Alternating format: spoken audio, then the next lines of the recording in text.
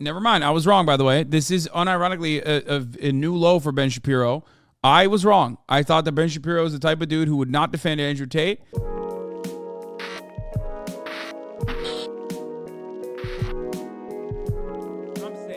Top G has now become the top prisoner. So I have a lot. Now we're going to listen to Ben Shapiro talk about it, and it's going to be yet another instance where I agree with Ben Shapiro. I'm going to lose my mind. I assume this is an instance where I agree with Ben Shapiro. Of younger listeners who are big fans of Andrew Tate, who really enjoy Andrew Tate. Now, the big news over the course of the last couple of weeks is that Andrew Tate, for those who don't know, Andrew Tate is a very online guy who was a lightweight kickboxing champion, I believe, and he's become big in the so-called manosphere. He was banned from YouTube, I believe. He was banned from Twitter.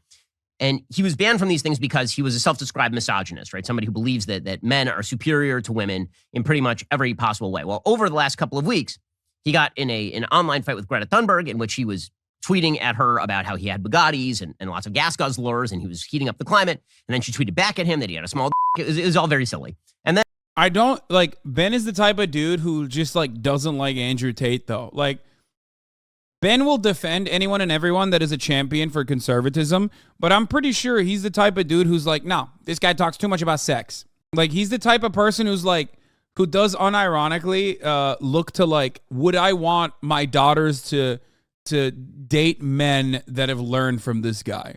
If he was just racist, Ben would love him all day, every day.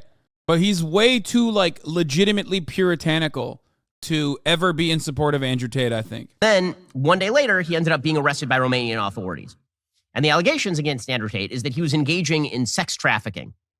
According to the New York Post, police in tactical gear descended on a villa where Andrew Tate and brother Tristan were staying Thursday to detain the British brothers on kidnapping and rape charges, judicial sources told Romanian outlet Libertatea. Video shows the officers with battering rams and guns sweeping through the dark villa before escorting Tate into a car. The brothers in April had allegedly detained two young women, one with American citizenship and one Romanian, inside the villa against their will, where they were subjected to physical violence and mental coercion, according to the authorities. Police said the Tates allegedly formed an organized crime group and sexually exploited women by forcing them to perform pornographic demonstrations for the purpose of producing and disseminating through social media platforms. The brothers had been questioned for 5 hours by the police back in April, but were released at the time.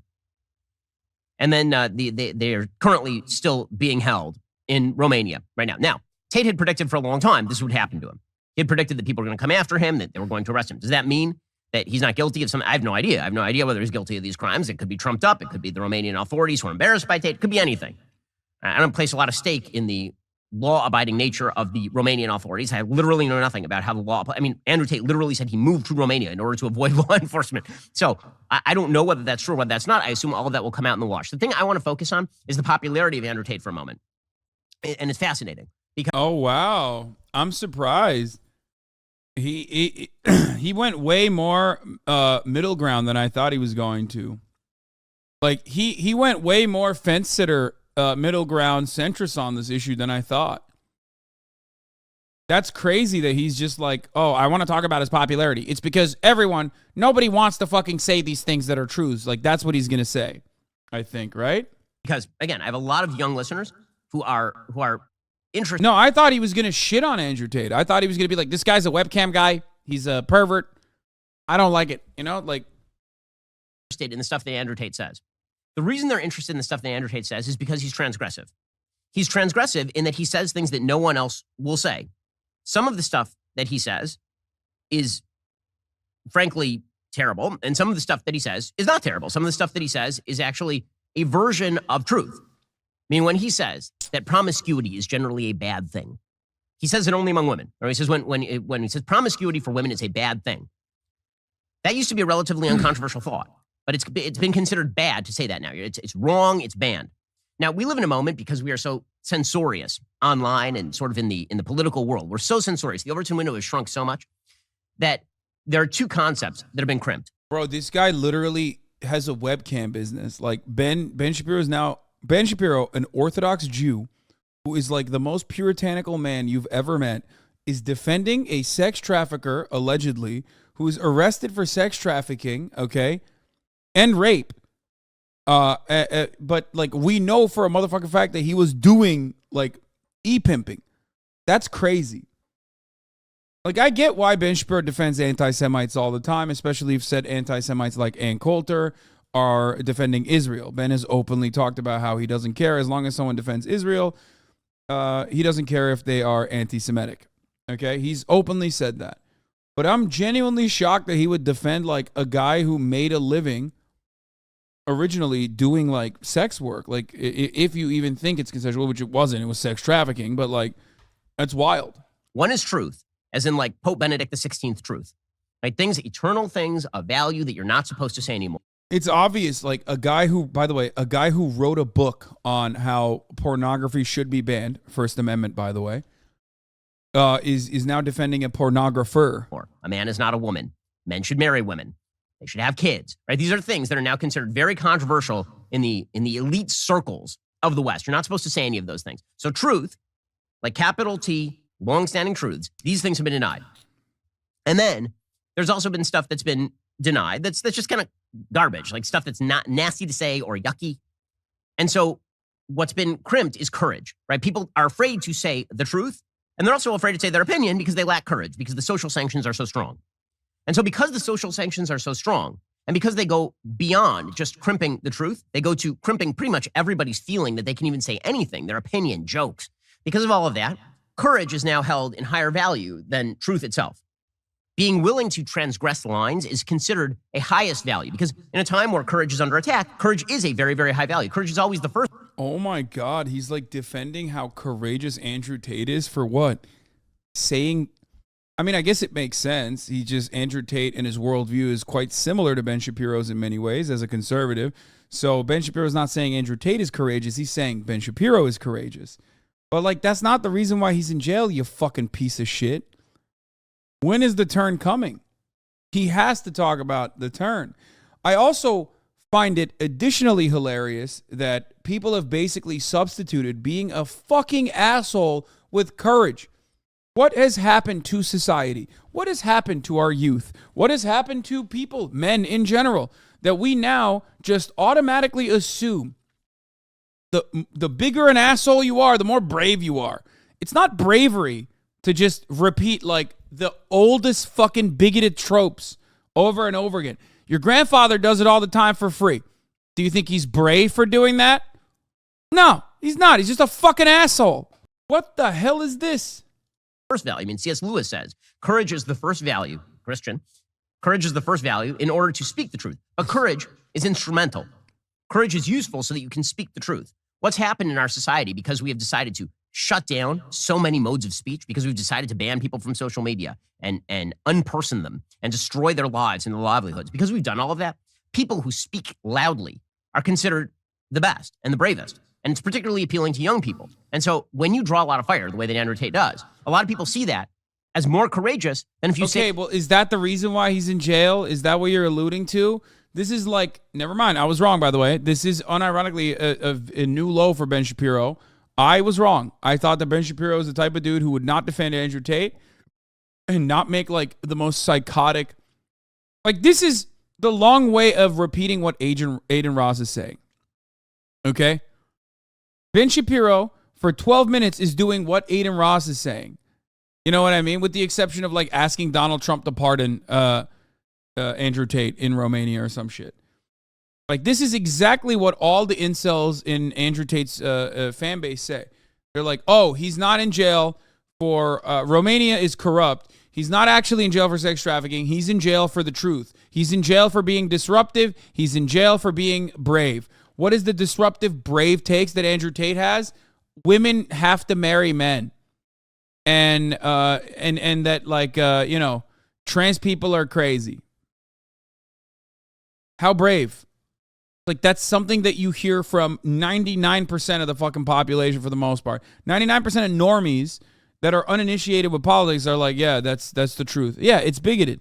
There is no bravery there to repeat something that like most people believe and argue, even if it's wrong. And it is wrong, but it doesn't matter. If we're talking about it from the perspective of bravery, you're not brave for saying the sky is fucking blue. Say something that is, say, a little bit better calibrated and more in consonance with eternal truth. Whoever draws most fire, in other words, is the person who's considered the most courageous. And this sort of pithy saying that is mostly true, but kind of not, right? That you must be over the target if you're drawing flack. A large percentage of the time, that's true. But sometimes the person who's drawing the most flack is what they're saying is actually kind of bad, right? So the problem for Andrew Tate, and the reason why he's become so popular, is because he's very transgressive. He says the thing that no one else will say. Sometimes it's good, and sometimes it's really not good. We'll get to more on all of this in just one moment. First, the situation with so much information, his prescriptions are largely incorrect. Okay. I said this to some teenage here, particularly. And so we're going to look at some of the things Andrew Tate says because, again, he's a very popular figure, particularly with young men. And when people ask me about Tate, one of the things that I've said this to some teenage boys who are friends of the family. They asked me about him, like, I don't know, a week ago. What I said is some of the diagnoses that Andrew Tate has of secular society are correct. His prescriptions are largely incorrect. And the things that he puts, he has a list of rules, and many of the rules that he puts online are actually pretty good. And then the way that he acts, right? His version of masculinity, which is have a bunch of kids by a bunch of different women, live in a castle with 30 Bugattis, right? Put pictures online and muscle, like this kind of stuff. That's not the traditional mark of masculinity. What Pope Benedict XVI would say, what I would say, what sort of members of the traditional wisdom cadre would say, is that the ultimate in manliness is get married, protect your family, provide for your kids and your family, provide a space for them to grow in safety and security, provide them roles and responsibilities. This is the role of a man. This is what a man does. What Andrew Tate focuses mainly on is the critique of how society has undermined a lot of this stuff. And then his prescription is, I'm going to put a picture of myself online with like 30 cars and it makes me look cool, it makes me look masculine. Hey, I also like cool cars. Cool cars are amazing. But because we have lost eternal truth, because we have decided as a society the eternal truth has to go, the backlash is not coming in the form of a restoration of eternal truth. Very often the backlash is coming in the form of punch the people in the face who destroyed the eternal truth.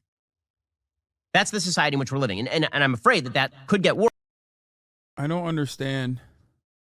I don't. I'm like kind of shocked by this. I mean, it's boring. It's mid. Andrew Tate is always going to be more entertaining than Ben Shapiro when he's doing misogyny, like, because he has more charisma than Ben does. Worse, unless what we actually have is a return to some eternal truth. So here's a couple of clips of Andrew Tate, and it kind of shows you what I'm talking about, that some of what he's saying. What is the Ben and Tate overlap? Big time. Because Andrew Tate is more popular than a lot of right-wing commentators as an identity, because Andrew Tate is just basically the personification of misogyny. Misogyny as a systemic construct is infinitely more popular than any singular Republican individual. So that's part of the reason why Ben Shapiro and everyone else are basically defending Andrew Tate, because they want to eat from his audience. The goal is that Andrew Tate brings people into the right-wing pipeline. The goal is to basically have Andrew Tate bring people into the right-wing pipeline because he's like an incredibly right-wing person who screams about a lot of right-wing values like patriarchal constructs, homophobic constructs that he reinforces and advocates for. And the goal for Ben Shapiro is to just like take as many people as he can by defending him in this way. No, I just turned on the TTS. It's kind of half correct, but he's saying it in such a way that is meant to draw fire. So here is Andrew Tate talking about women belonging to men. I don't know, because I think the women belong to the man. I think the woman's given over. That's inherently where you get called sexist. No, it's not. Well, you can call me sexist if you want, but if you look at marriage, it's the bride's father who gives her away. It's not the groom's father. In is old it? tradition. The woman is always given over to the man. Just saw your Aiden Ross takes a misunderstanding about income. I love you, dude, but stop giving idiots and hateful demons the benefit of the doubt. The medium income is $36K. Oh my God, I want to fucking die, dude.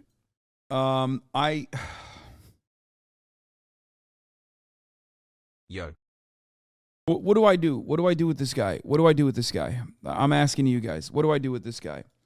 First of all, this has to be bait, right? Like 1,000,000% this has to be bait. Okay? Because there are so many different ways of looking at this, okay? There are so many different ways of analyzing median income, average income, annual household income, individuals in certain age groups, individuals in different areas. If you look at the fucking average in like Los Angeles, it's very different than the average in Kansas, okay? It is literally Aiden rides meat willingly. Aiden and Sneeko should scissor. No, he's not a fucking fan of Andrew Tate. What the fuck are you talking about? No, this guy is concern trolling. Okay? He's concern trolling because he saw some fucking random, like, shitheads probably. Well, what the fuck? There is no way he just changed. Oh, no.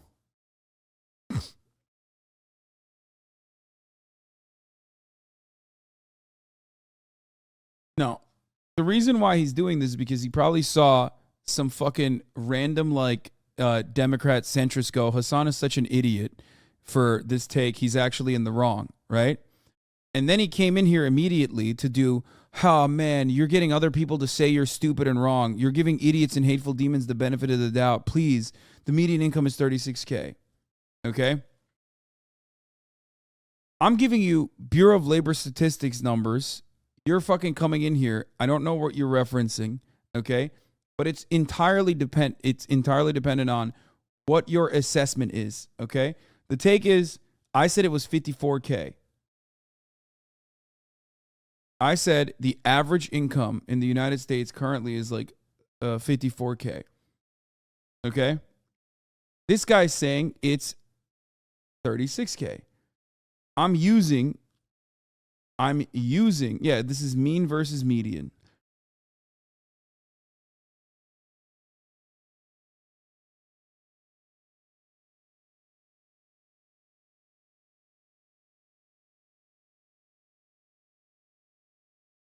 And he came in here to correct me on something instead of going over there and correcting others on it. And now I'm stuck defending this, or stuck talking about this. We're moving on. Read the Bible, read the Quran, you can go to You're walking down the aisle, no chance. There's like African cultures where they don't do that. I'm sure there are some obscure tribes somewhere. I mean, I can't say I'm not a professional. But you get it. You seem like a very smart guy. Understand you why seem like a would smart say guy. that. You're saying a woman is the property of a man if they're dating. I'm not saying they're appropriate. I'm saying they're given to the man and they belong to the man. It doesn't mean they're pure property without emotion. Okay, so notice the contrast here. So Portnoy is so afraid of saying that a woman and a man belong together, and that a woman, when she gets married, can talk about now right belongs to the man sexually, in the same way that the man ought to belong to the woman sexually. This is literally Genesis 2:24. Right? For this reason, a man will leave his father and his mother and be united to his wife, and they will become one flesh. And Genesis 2:24. So that would be the eternal truth. That is the truth according to every mainstream religion. Tend to prefer. Okay, I don't care. This is so boring. He's like defending it by, oh God, it's so annoying. All right.